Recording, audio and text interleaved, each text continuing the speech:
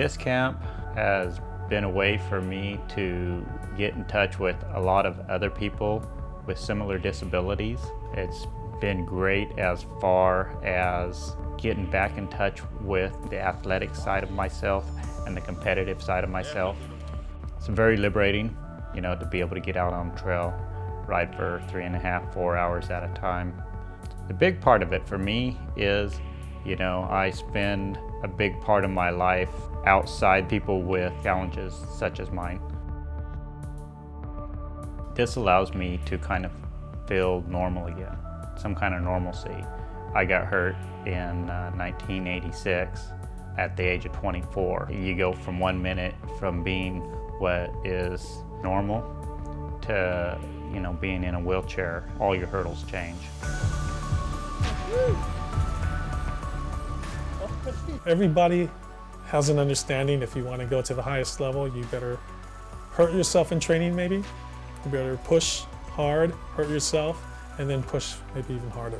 How wonderful it is to get a coach and tell you, hey, you need to back off. You're working a little bit too hard, ride slower. And that's the kind of paradigm shift I underwent when I started working with Ralph. And it's been an amazing journey, making so much more gains than I would have made by myself. So I'm pretty fortunate that the team, this program was something that introduced me to a proper science-based approach to training. We all get together and we all train together, we eat together, and everyone helps each other, and it's fantastic. We'll roughly do 25 to 30 miles one way and then turn around and come back. There's no traffic, which is really important because we know we're all safe. We have a few roads to cross, but you just take your time and have a look.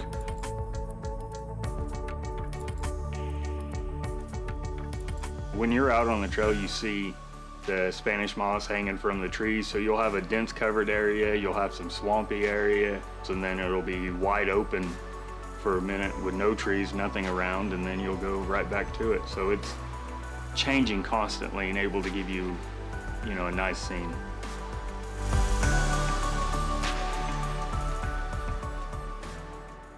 The volunteers are great.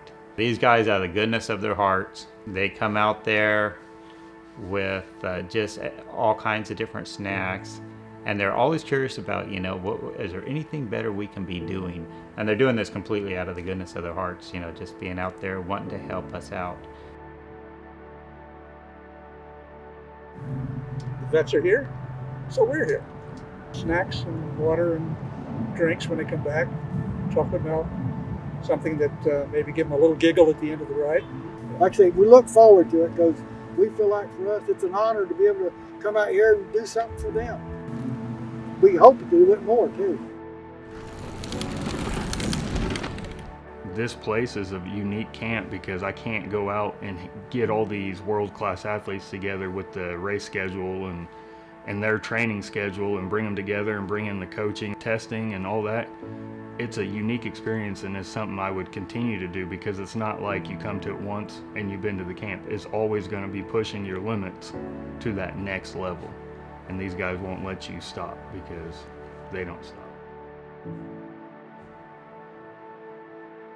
Sports in general, specifically cycling, has been extremely important in my life. Post-injury, it's given me something to focus on as a physical practice, which spills over into other areas of my life for emotional practice, for mental clarity, which helped me to be a stronger person. And the stronger person I am, the more I have to give to people around me. Coming here to camp means a lot because I can pick up knowledge not just to improve myself, but improve others when I get back home to my home station. I'm able to hop in that hand cycle and then I leave my wheelchair. I'm not playing a sport in another wheelchair. I'm getting in a hand cycle and I leave it. And then once you kind of do that, you feel that sense of freedom. It's like owning a motorcycle. You'll hear a lot of people talk about when they get their first motorcycle. Well, it's that freedom of the open road. Same thing with the hand cycle is you get to experience a road, you're low to the ground, and you're going fast.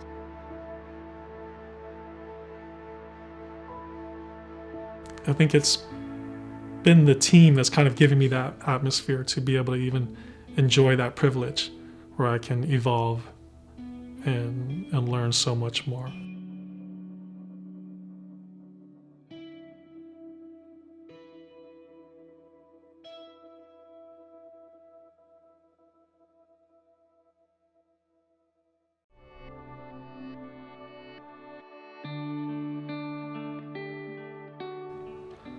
When I'm on a bike, I feel free, man. Just complete freedom from everything, from life, reality. It's just me and the bike and the trail. This event and these people and this organization, the PBA, man, it makes you feel alive again for sure. You ride on the street, it's boring. You come out here and it's just like, there's so much to look at. Being out there in the woods, there's nothing like it. Nothing else but you and the bike. You're one with the woods and the trail, man. It's like you're in it. Very uplifting, exhilarating. First race, I was hooked. You know, meeting the people and the environment and the atmosphere, the camaraderie of the group of guys. You know, that's what I was missing in my life, the camaraderie. My name is Chris Davidson, aka Harley. I'm from Stonewall, Oklahoma. I'm very happy to be a part of the PBA.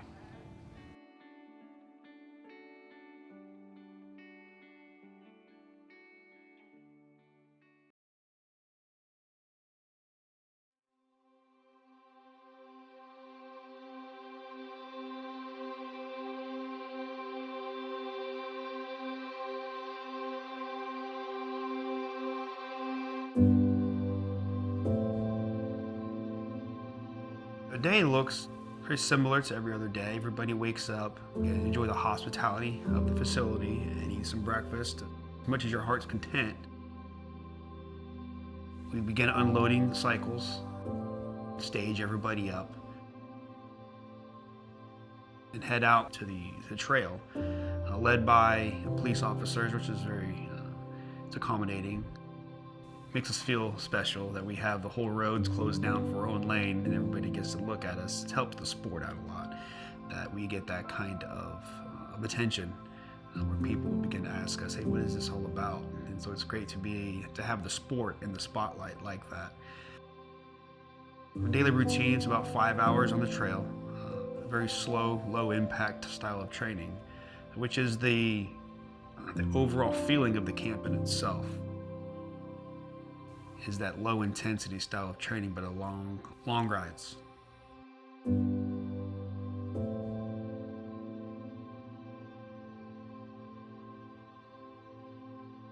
We have different abilities here. I don't like saying disabilities because we have abilities.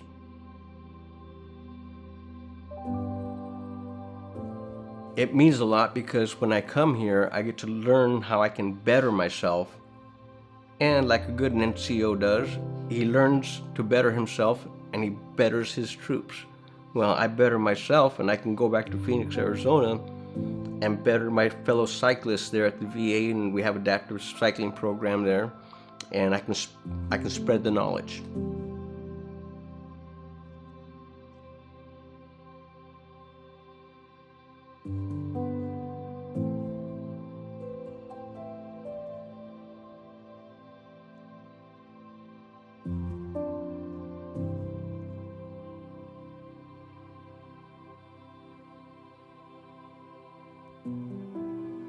The first time that I was able to wake up in the morning, get myself ready, get myself on my hand cycle and out the door was probably, other than driving again for the first time, was the first moment of like true freedom and independence.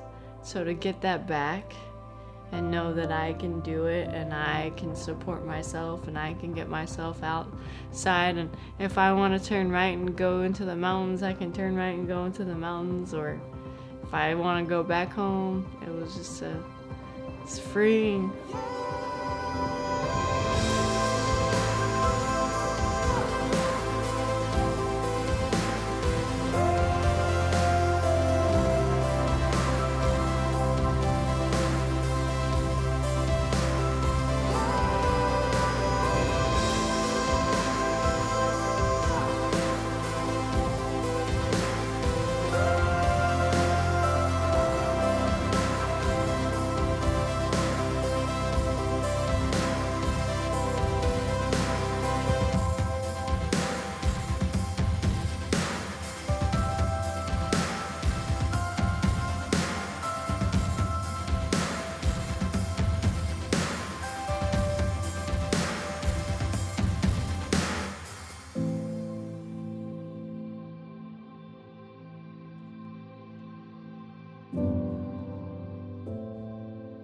The feeling I have from when I sit back and look, or people make me realize from where I was at when I first got injured and came home to where I'm at now. It's a great transformation, and it's done really good for me, physically and mentally. It's a stress reliever. I'm in a bad mood or something like that. My wife even knows about it. She says, get on your bike and go ride. And I do. I go out there and I ride, and it just clears my mind. It's like a meditation per se, going out there and riding, getting in the zone, letting all that energy out, coming back and being all relaxed, and woo-saw moments all over again.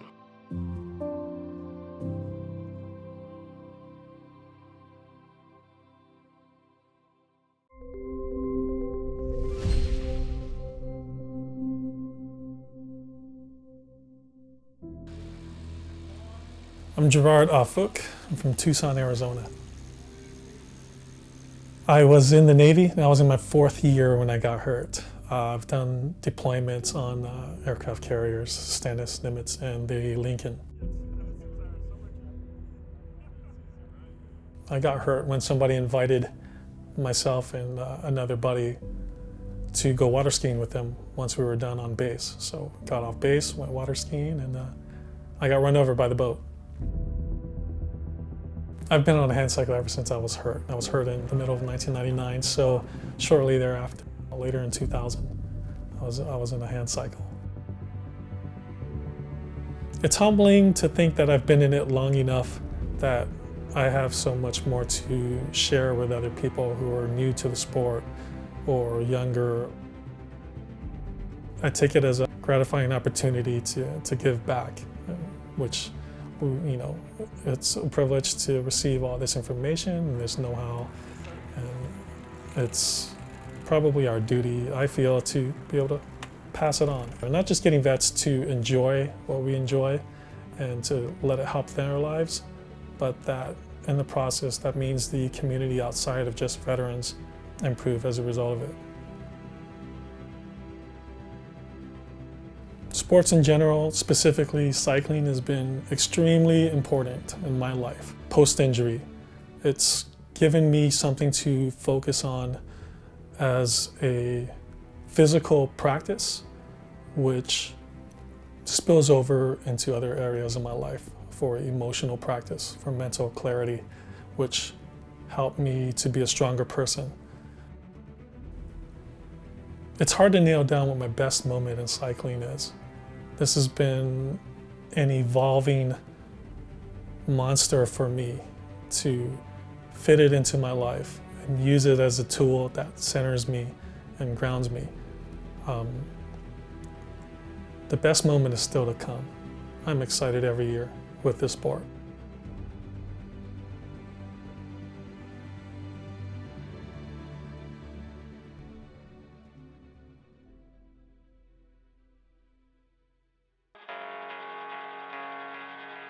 Paralyzed Veterans of America gave me my opportunity to start in adaptive sports. Hand cycling is my primary sport.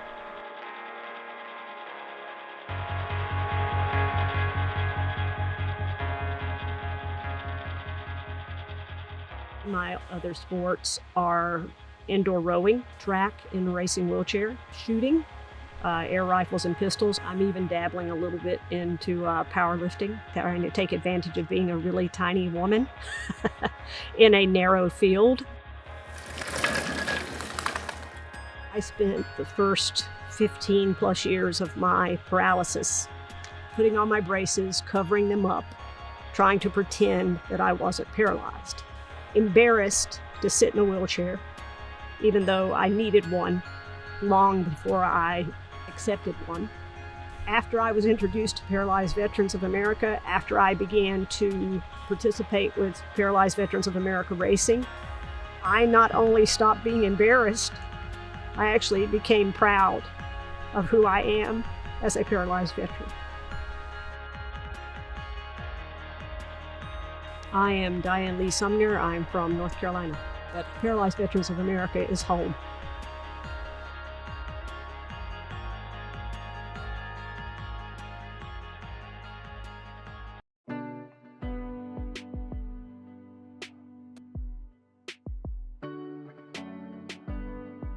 My name is Bruce Cooker from San Antonio, Texas. I have 24 years in United States Army.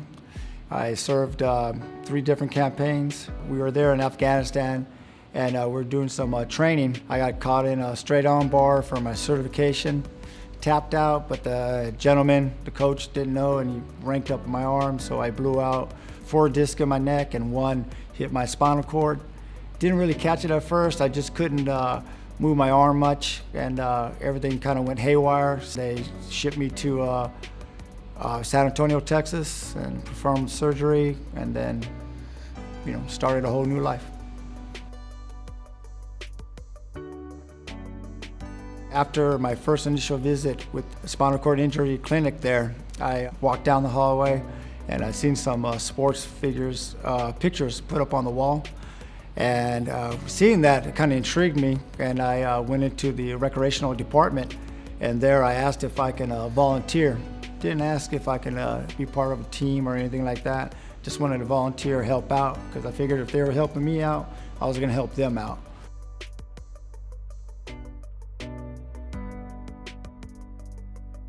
I wasn't very good at first when I was cycling. I was pretty much horrible.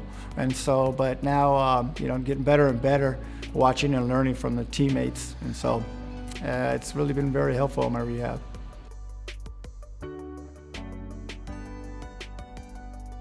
My biggest accomplishment for cycling is actually having being able to start my first race. That's, to be honest with you, is in Wichita, Kansas.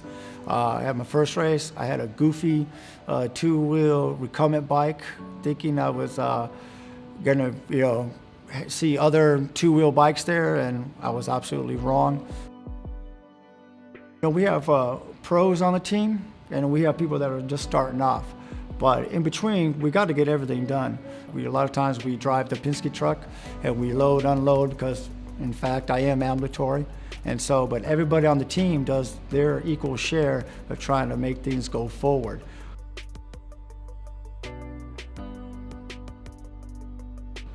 PVA cycling team is just really a good group of people. When we're at the races, it's not every one individual, like you got a prima donna. You just got a team, and it's really good to know that I actually belong to something that, again, because then we all say, oh, in the military we had teamwork and stuff like that. Yeah, of course we're looking for something like that. We're humans. The racing aspect of it, I never dreamed as a close-knit group of guys and gals that I race with, I'd actually call them friends, that I would ever meet something like that again since my injury.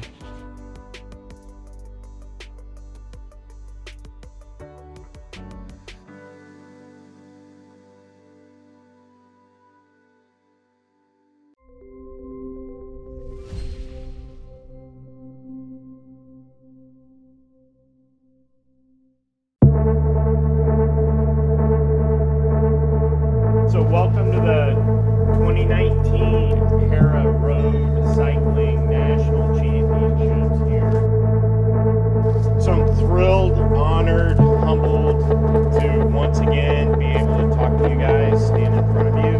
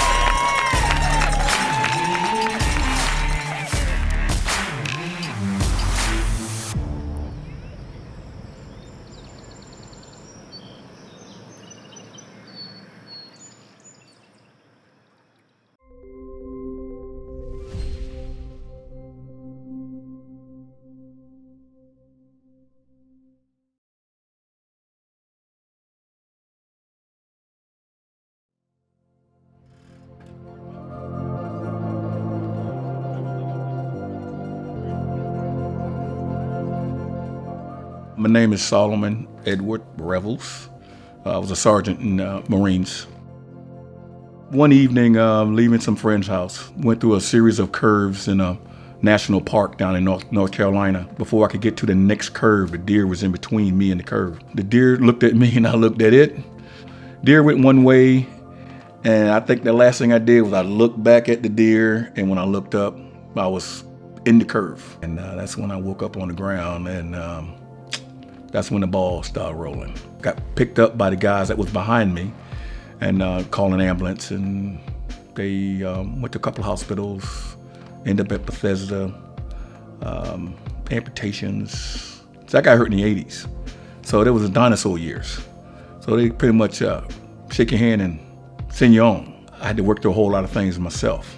There wasn't all these, all this stuff that they got now. The climb back out of that was my family, and then sports.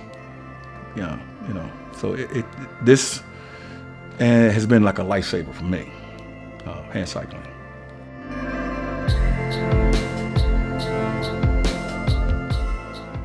Best moment in cycling it's got to be last year.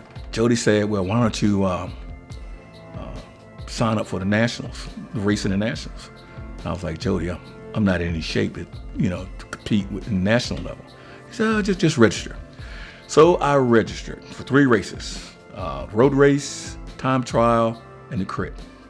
De Los Santos and David Berlin was also in my category. They blew me away, time trial and road race. Come Sunday for the crit, they checked out. They had to go overseas. So I was the only guy. So I ended up winning the Nationals in the crit, which was like, I didn't even want to race, but, I was the only one left. So that was a big moment for me. I kind of snickered at it, but, Jody said, well, hey, win, you win. You got to show up. All I had to do was not crash.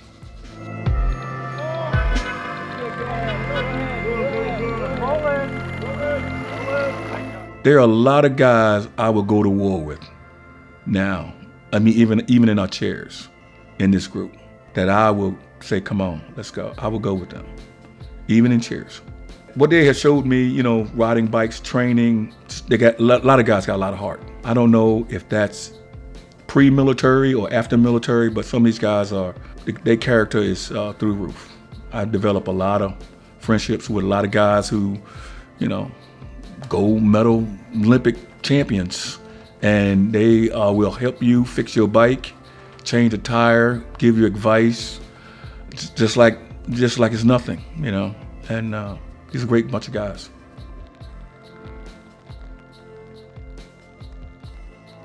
In the end, acceptance is a saving grace.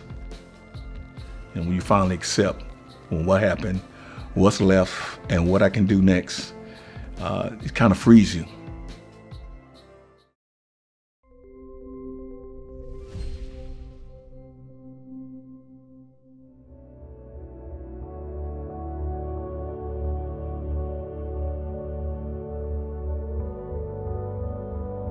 My name's Joshua Geddes. I joined the Navy in 2005, did 12 years,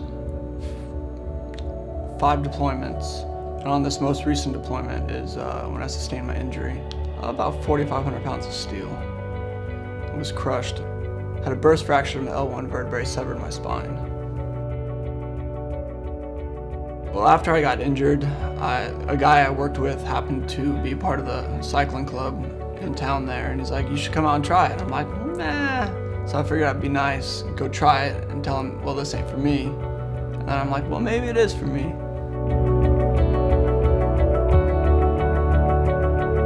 Being on the bike, to me, brings back the competitive side of my life that I lost when I had to sustain my injury.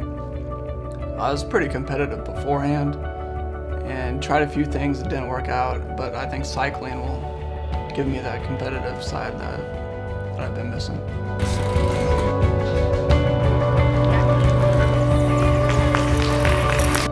Well, if you're apprehensive about something after your injury, you just gotta get out there and try it. Like, you may have been really good at one thing prior to your injury, but things are different. Like, so you gotta get out there and try and see what fits your new lifestyle.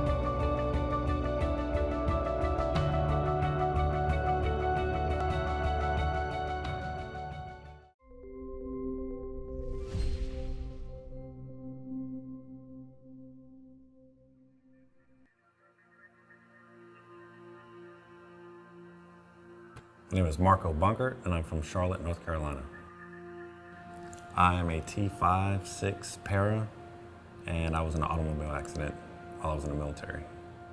The guy I was with, he had fell asleep at the wheel, and I got the worst of it. I didn't think I would drive again. I didn't think I'd have children. I didn't think I'd meet anyone. I just thought that, you know, unwanted. Probably after 2 years, I realized that I was able to drive, and, women were still attracted. I think it was for the handicapped parking, but, they were still attracted. It was just the unknown when I was 19. I didn't know anything about wheelchairs. Meeting other people and getting to see, people that are like me, it showed that life still continues on. And I remember when I was in rehab, met a guy paralyzed from the neck down. And I thought, wow, my life is not that bad. So ever since then, I tried to live my life to the fullest and got into basketball and wheelchair racing and try to stay fit from that. Sports help me out mentally, physically, keeps me active, keeps my mind active. Plus get to see other athletes like yourself, just learn from them and just get better in life, I guess.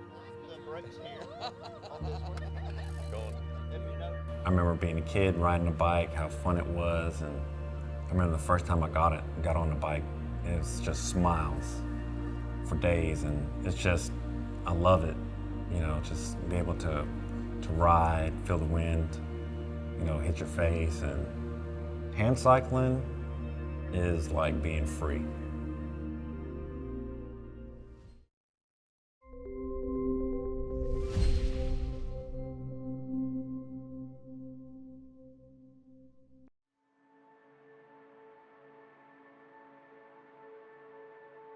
My name is Mike Brickert from Wise River, Montana.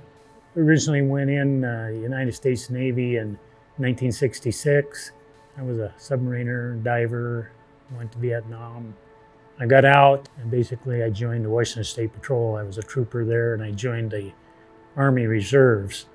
I was a drill sergeant in the Army Reserves, and then from there I had switched over to the Washington Air National Guards as a security forces. I went to the Gulf War,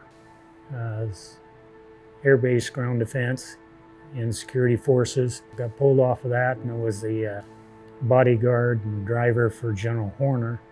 And then I was activated again for OEF Operation Enduring Freedom, and that's when I got injured in 2003. And I was bicycling with the commander there, and I ended up racing towards our tents, and an ammunition truck came around beside me and then stopped in front of me and ran right in the back of that thing. So, I'm a T2 paraplegic, complete, so you never know what life's going to bring. The first step is the hardest, but once you take that first step, the rest of them are easy. I tell people I've never failed in my life, and they look at me kind of funny, but since my dad was a coach, he taught me two things. He says, number one, if your goal is to cross the finish line, he says you have to enter the race, so you got to try. And he said, and I don't care if you crawl across the finish line, you finish, so you never give up. So although I've run a lot of races in my lifetime, I haven't crossed the finish line first all the time, but each race was a success because each race I got stronger, better shape, more knowledgeable, until finally I did cross the finish line first. So those were all successes. So basically, I guess My philosophy now is, as long as we try and never quit, we cannot fail.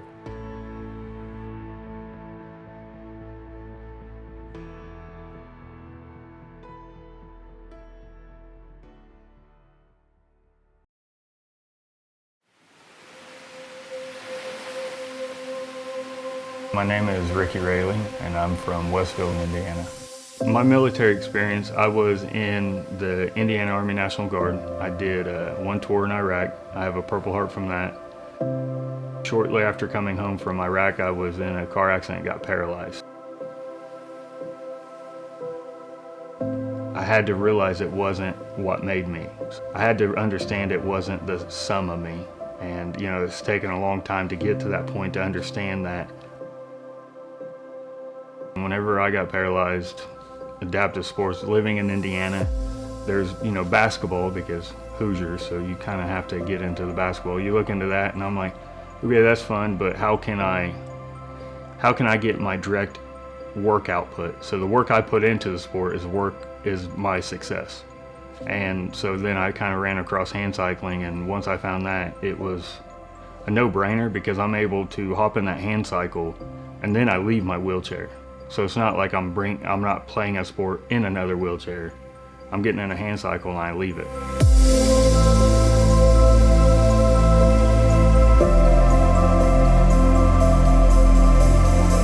My largest achievement in hand cycling actually came this past August. Started at Ground Zero, and then I ended up in Tampa, Florida, 13 days. So that averaged about 130 miles a day. It was awesome, and technically it is a world record, but we did not have it recorded by Guinness.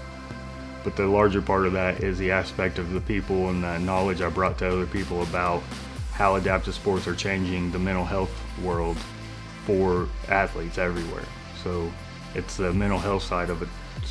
Cycling is what I was trying to push with that. If I didn't have cycling in my recovery, I would have never been where I'm at now. Because I would have been able to push myself in some areas of my life, but the cycling has allowed me to really kind of get out there, be amongst other people who are in similar situations, and see that I'm not alone, and all my struggles aren't my own. In the end, it's not the bike that's going to make me a champion, it's the motor I put in that bike. So it's all about the work I put out there. So I don't have to have the world's lightest bike. I need to have probably the best engine. Life's full of challenges. And at that time when that challenge seems like it's gonna be the worst thing, it's gonna be the one that takes you down, it's not. And then you move past it, because everything's temporary, and you move past that point and you realize, I made it through that challenge just fine. I'm ready for the next one. Because you have to understand there's going to be a next one. So I'm still waiting for my next challenge. I wonder what it's going to be after all that. But there's bound to be a next one.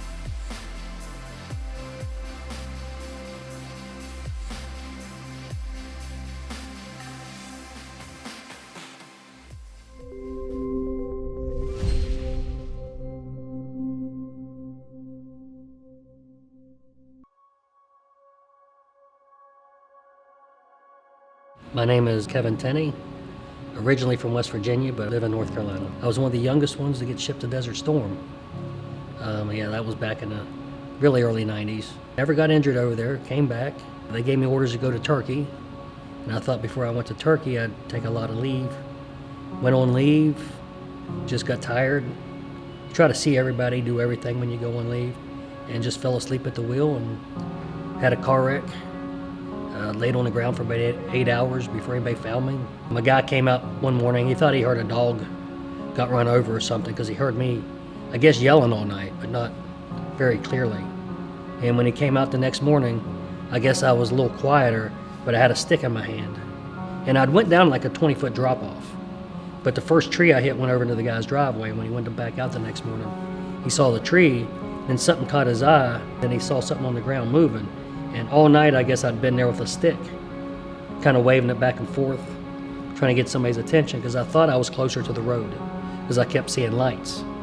But I'd grown up on that road and never knew there was that big of a drop off there.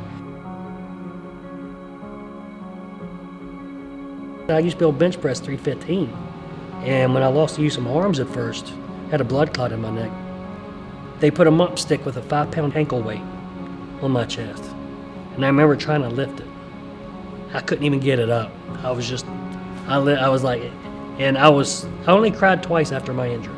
One was when I saw all the people in the military come up to visit me. The second time I cried was out of pure anger. I tried to lift 5 pounds of weight on a mop stick and couldn't lift it up. And I remember just the anger and the tears were just pouring. I never really got into sports till the wheelchair games. And a buddy of mine talked me into going to the games. Like this was in 95, 96. And from then it was on. Basketball, weightlifting. I was always a little competitive anyway. And then once after I got injured, it was kind of that part of it dropped off.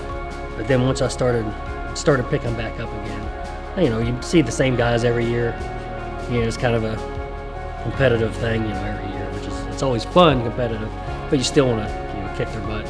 I know some of them guys I'm never going to beat. They're, you know, some of these guys, they train a lot more than I do.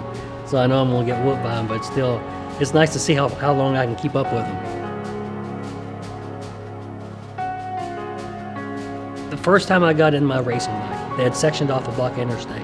And I remember getting ready to go down the hill. And as I was going down it, it was the first time I'd ever got up to 30 miles an hour. And I was like, oh, 30, oh, 35.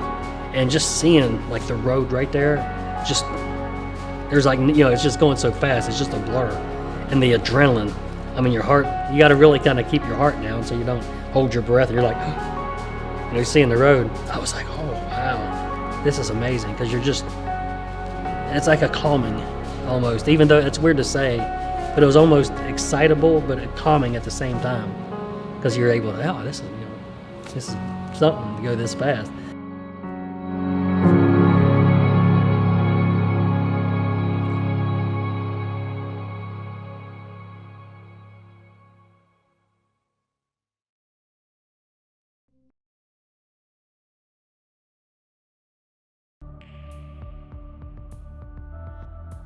My name is Jatea Taylor and I live in Aurora, Colorado. I went into the military in 2005 and I was actually hurt during a training accident not too long after that. My initial injury I received was a right shoulder multi-directional dislocation, and then not too long after that I injured my left knee. When I injured my shoulder, it was doing pugil sticks and got hit the wrong way and sent it out the back, sent it out the front. And that was kind of the end of that. There wasn't any way to fix it. And then my left leg was doing okay. We couldn't fix it. And then I ended up hurting my ankle so that I wasn't able to walk. No braces could help. So eventually in February 2017, I convinced them to cut it off. Introductory to hand cycling was actually a long road. I originally started on a road bike, and when I couldn't keep my balance, I went to a trek recumbent. And finally, when I wasn't able to pedal anymore, someone's like, do a hand cycle. And I'm like, I don't know if I can do that. I have strong arms. And it was through Adaptive Adventures. They got me on a hand cycle and got me going.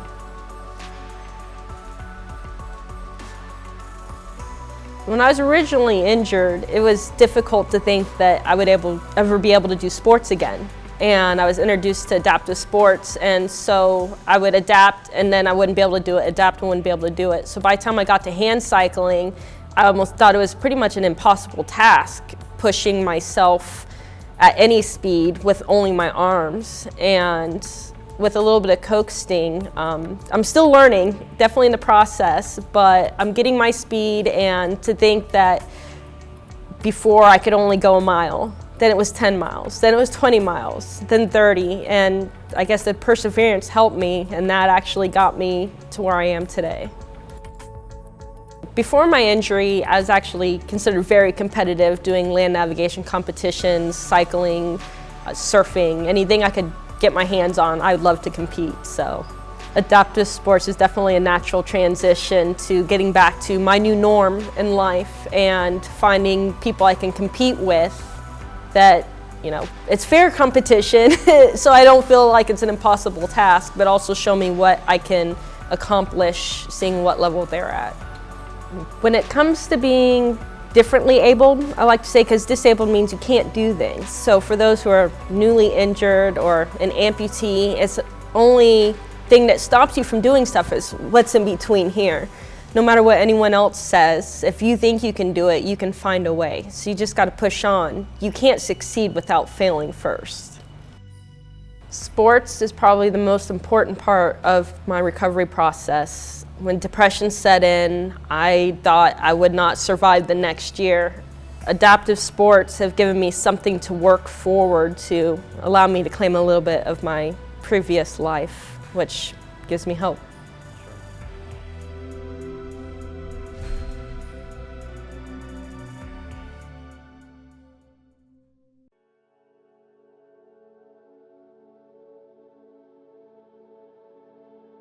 PVA, sports and recreation, has helped enrich my quality of life in a tremendous way.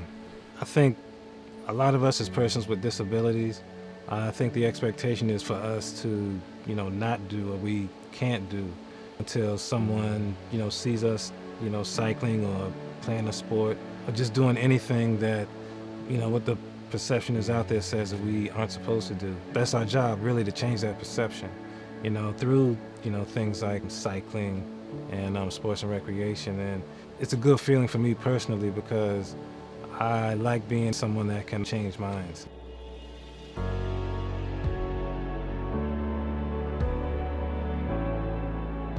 Sports and recreation are definitely important to me personally because it has enriched my life, my quality of life, like exponentially. I've always been a confident person.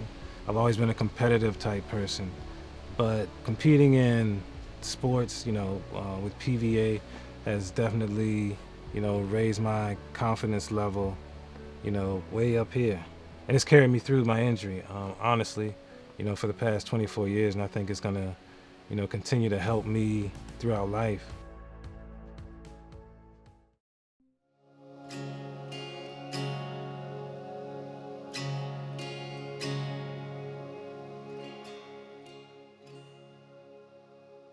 My name is David McGrin. I was in the Marine Corps, 98 to 2005. I was thrown out of a car at 100 miles an hour. My brain began to swell and bleed so much with the center line of my brain pushed all the way over to this side. And so for 3 days, that caused full paralysis. And then after brain surgery, it relieved the bleed and my brain shifted back to center line, but I lost all mobility in my left side. The importance of cycling was everything. It was a mental recovery, a physical recovery, in so much where I no longer had to see the mental health counselors of the VA. I was discharged from that level of therapy and went all the way into adaptive cycling as my continual therapy. Physically, I'm not going to get anything back that I already have. I'm not going to progress any further. Where I'm at is where I'm going to stay. But I enjoy the speed. I enjoy the wind that blows in our hair. I enjoy the fatigue. Most part is that I can feel that fatigue again. Whereas when I was paralyzed, I was never able to bring my body to that level of fatigue, and that was disheartening. Since that was our lifestyle, was bringing your body to the edge of fatigue. So cycling has changed everything. It has given me the independence to fatigue my body again. That feeling of recovery, that feeling of complete exhaustion, waking up the next morning being sore. Many people avoid that, but when it's taken from you, you crave that again, and cycling has given me that back.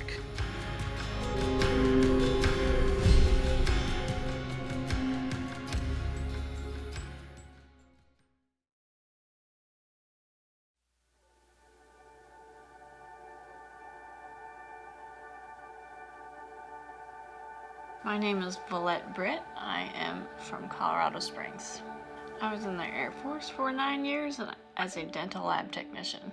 I was mountain biking In 2015 at Leadville, Colorado, I went too fast over my handlebars and had a brain injury. Fractured my collarbone, broke 7 ribs, and fractured T8, and that left me in a wheelchair. I started therapy, and a couple months after therapy, I was already on a hand cycle because I wanted to get on a bike again. I first got involved with PBR because Jody Shiflett reached out to me about nationals since it was 5 hours up the road from me. So I went to nationals, never raced before, and that's how I started racing. I did terrible on the first race for nationals, so it was a big eye-opener and a motivator for me. The first time that I was able to wake up in the morning, get myself ready, get myself on my hand cycle and out the door was probably, other than driving again for the first time, was the first moment of like true freedom and independence. So to get that back and know that I can do it and I can support myself and I can get myself outside, and if I want to turn right and go into the mountains, I can turn right and go into the mountains, or if I want to go back home, it was just it's freeing.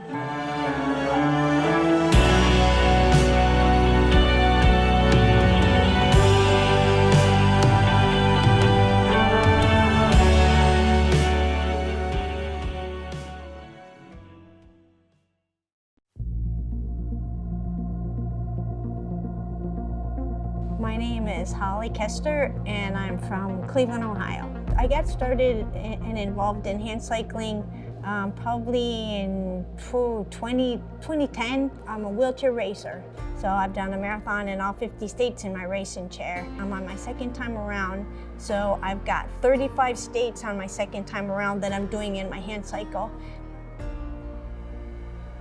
Gotta say, my favorite marathon is probably the Marine Corps Marathon. You go past all the monuments. I mean, you start at Iwo Jima, and then you go past Lincoln, you go past Washington, you go past Jefferson, go past the Smithsonian.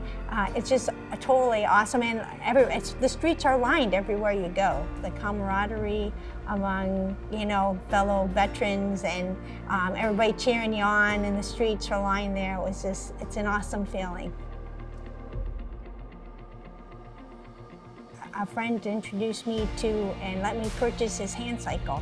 And it's the thing I love about the hand cycle is that you can use it for competitive and you can use it for recreational. I got hurt back in August of '90, and I'm a T7 para, which is about, my level is about right here. I was driving on post and my vehicle flipped over, so my private owned vehicle, and so it went and severed my spinal cord, and so I don't even have a good war story to tell about. I got hurt stateside. I just thought I would never be able to participate in sports again, and I came to the National Veteran Wheelchair Games and just opened up so many doors.